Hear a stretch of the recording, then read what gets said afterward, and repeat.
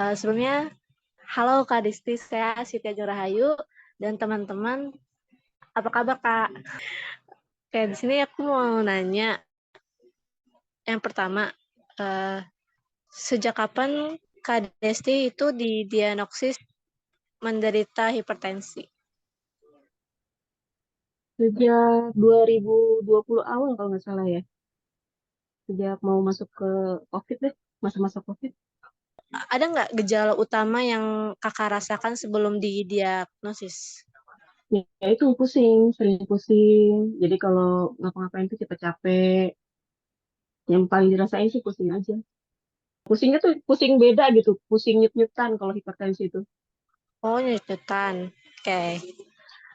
Kalau kalau untuk gaya hidup sebelum dan setelah hipertensi ada perbedaannya nggak?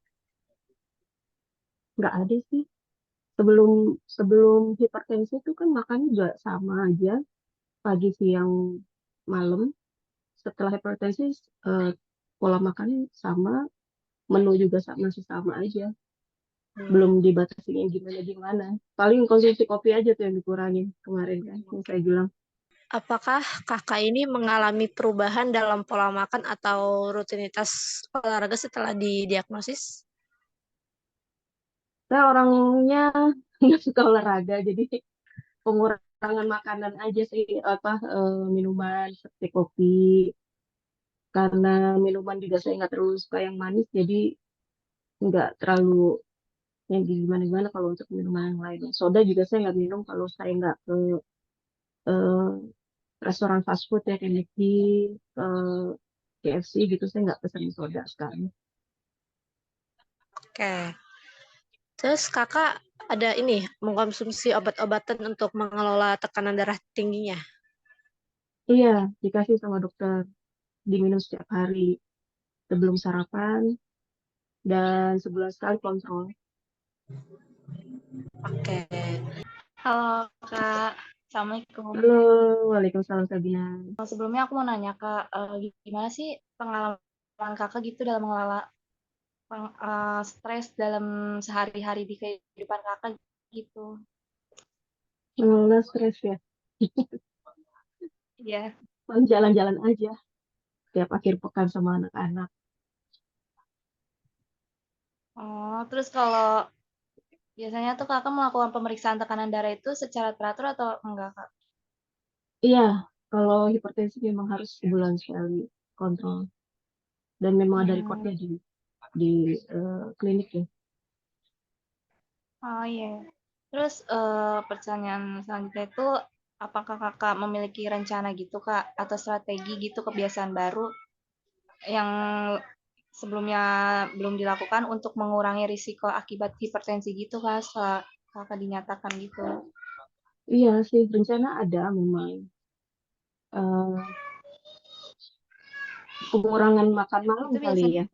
Itu doang kayaknya yang baru saya bisa mengurangi makan yang oh, bisa saya lakukan sekarang gitu karena saya olahraga nggak begitu apa ya nggak begitu suka olahraga jadi paling pengurangan makan malam aja yang dulunya oh, sering gitu kan jam 9 mau tidur saya makan gitu kan itu saya hindari sekarang.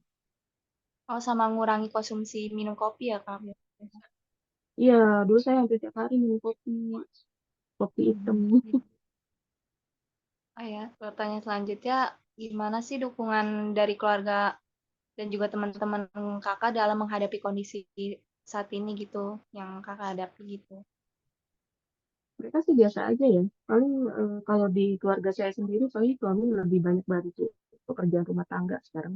Biasanya apa Kakak apakah Kakak ini punya pertanyaan atau kekhawatiran tambahan gitu tentang hipertensi yang Kakak alami gitu? Oh iya tentu. Kekhawatiran.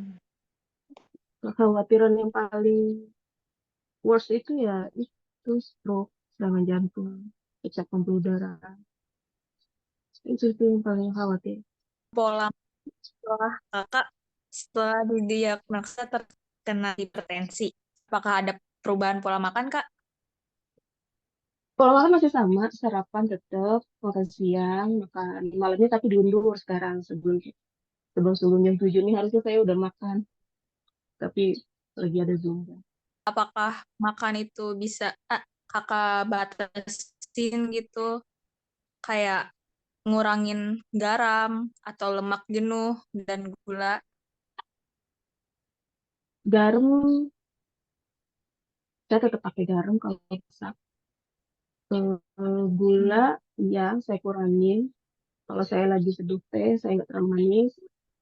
Terus kalau pesen minuman-minuman yang di luar tuh ya, jadi saya pesannya selalu less sugar. Hmm. Kalau kakak sekarang ini sering mengonsumsi makanan kaya akan serat gak sih, Kak? Enggak, enggak juga. Tapi saya suka sayur sih. Saya lebih suka Baik. sayur daripada daging. Jadi, iya, makanan saya eh, sedikit lah yang ada daging-dagingnya. Hmm. Kakak, apakah kakak memperhatikan peningkatan konsumsi makan rendah lemak dan rendah garam? Enggak biasa Mas, aja. Biasa aja, karena saya terakhir, masih mau nikmatin makanan. kakak ada perubahan gitu nggak Kak, dalam pola makan yang mempengaruhi porsi makan kakak? Porsi makan ya, kalau porsi makan iya agak sedikit nasinya sekarang daripada sebelum hipertensi. Porsi nasinya ya.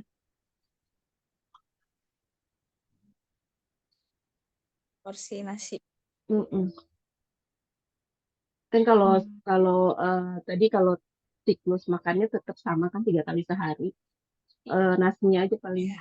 agak dikurangi. Kakak ini punya kebiasaan nggak sih makan tertentu kayak mengkonsumsi makanan, minuman atau tertentu secara rutin gitu? Selain kopi, kira-kira apa? Mm-mm. Oh bakso, Nah, ya. bakso mie ayam. Iya lupa ya. Kan itu termasuk makanan cepat saji ya. Rasain bakso apa lagi kira-kira tuh? Nggak ada. Kan yang rutin kan biasanya.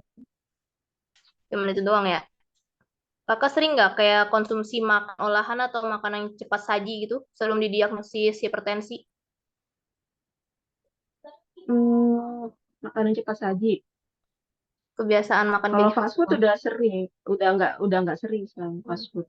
Kalau tadi kan kopi ya, ini ada nggak minuman tertentu yang biasanya diminum secara rutin sebelum didiagnosis hipertensi? Kayak minuman alkohol atau soda gitu misalnya. Alkohol kan nggak mungkin ya Kak. Soda mungkin Kakak suka nggak? Soda dulu sebelum hipertensi, kalau ke restoran fast food itu minumnya pasti soda. Sekarang enggak, diganti teh aja. Bagaimana perubahan dalam pola makan kakak mempengaruhi perasaan kesehatan secara umum setelah didiagnosis hipertensi? Pola makan kakak Eh, mempengaruhi kayak perasaan kayak emosi kakak gitu nggak? Setelah iya, hipertensi. iya. Kalau saya lagi makan kebanyakan apa ya daging gitu ya, udah tuh emosinya jadi nggak teratur, kayak mau cepat marah-marah aja gitu. Hmm, ada kayak efek jadi pusing kayak gitu gak kak? Iya, pusing, pasti pusing. Kalau saya udah ngerasa pusing, itu pasti, wah tensi saya naik nih gitu. Kakak ngerasa sulit ngelakuin perubahan pola makan nggak kak setelah hipertensi? Apa kakak nggak atur pola makannya? Sulit Tetap banget. kayak biasa? Sulit sih kalau untuk apa ya? Kalau disuruh diet gitu, terus mengurangi frekuensi makan dari 3 ke 2 atau ke 1 gitu. Awal-awal sulit. Biasa biasa jajan tiap malam gitu kan, keluar. Terus jadi mengurangi setelah didiagnosis hipertensi. Iya, iya jadi nggak jajan lagi malam-malam. Kakak bisa Gitu. ngejelasin secara umum nggak apa yang biasanya kakak makan sehari-hari sebelum sebelum didiagnosis hipertensi? Makanan sehari-hari, menunya sama, seperti makanan olahan rumahan, ya, menu yang ada di tempat kerja aja ya saya makan. Gitu. Tapi setelah hipertensi jadi kayak jaga-jaga gitu nggak Kak? Apa Iya, kan pas saya memperhatikan kena gitu? hipertensi itu saya udah nggak kerja ya. Iya, pas kena hipertensi itu kan saya udah nggak kerja. Jadi ya di rumah masak, saya masak sendiri, Oh gitu. makanan olahan rumahan aja gitu. Tapi makanan yang paling dihindarinya itu daging ya Kak? Kalau bisa sih ya nggak terlalu banyak daging, Gitu. nggak terlalu sering daging gitu. Misalnya seminggu ya sekali aja daging. Karena ini banget kayaknya kalau makan daging terlalu sering cepet gitu, Cepet pusing ya Kak? cepet pusingnya. Cepet pusing. Oke, baik. Aku mau nanya nih Kak, tadi aku penasaran. Tadi kan Kakak bilang gejala utama hipertensi itu kan pusing-pusing. Gimana sih Kak rasa pusingnya? Terus ada gejala lain nggak Kak selain pusing-pusing? Ya itu jantung detaknya cepet banget, itu pertama. Terus baru ke kepala tuh pusingnya. Pusingnya tuh jut-jutan. Bahkan ada yang pernah vertigo kayak Oma ya, Cep ya. Hmm. Ya kalau mama saya sampai vertigo dia. Kalau saya enggak, cuma sampai jut-jutan aja. Jut-jutnya itu benar-benar apa ya? Kayak detak jantung adanya di kepala gitu. Pas ada gejala kayak gitu, Kakak langsung periksa ke dokter gitu. Awalnya saya nggak tahu kalau saya punya hipertensi. Saya ke dokter karena saya sakit. Terus ditensi, biasa kan, pemeriksaan awal. Nah, itu baru terdeteksi tinggi gitu. Setelah ditanya-tanya, sebelumnya saya nggak pernah punya riwayat hipertensi gitu kan. Baru digali lebih dalam, oh, ini baru gejala awal hipertensi ini. Gitu.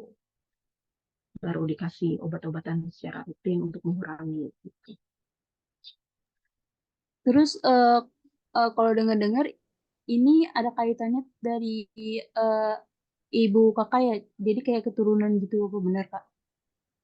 Iya, ibu saya kan hipertensi juga. Eh, itu pertama turunan. Tapi kalau hipertensi dari saya itu karena eh, stres ya, bukan lebih ke gaya hidup sih. Gaya hidup mah sama aja, lebih ke stres menghadapi COVID. Percaya atau enggak, kata dokter semenjak COVID banyak orang yang hipertensi loh. Oh, Itu kata dokter saya. jadi Karena nggak boleh banyak beban stres. pikiran kan. Iya, Iya, karena banyak beban pikiran. dari stres itu kepala pusing gitu ya Kak. Terus jadi Kalau pusing, ya. terus pengaruh gitu sama Awal-awal sih tekanan. cuma pusing aja, cuman ke awal kesini-sini tuh jadi cepet lelah, cepet capek gitu kalau mau ngapa-ngapain.